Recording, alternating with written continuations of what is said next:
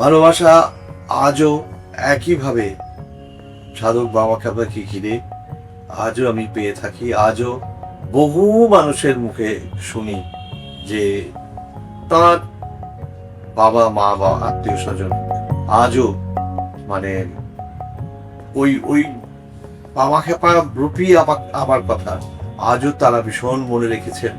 এবং বহু ক্ষেত্রে আমি এটাও শুনেছি যে হয়তো বলছেন যে আমার বাবা প্রতিদিন নিয়ম করে এটা দেখতেন, তিনি আর বেঁচে নেই বা মা বেঁচে নেই, এরকম প্রচুর শুনেছি। আর এই শোনাটা না আলাদা একটা শিহরণ জাগাতো মনের মধ্যে, এবং সেই অনুভূতিটা আজও আমি বহন করেছি বাবা কেনকে ঘিরে। সাধক বামা খ্যাপা প্রতিদিন বিকেল 5:30টায় আলাস বাংলায় আর যে কোনো সময় জিও হটস্টারে।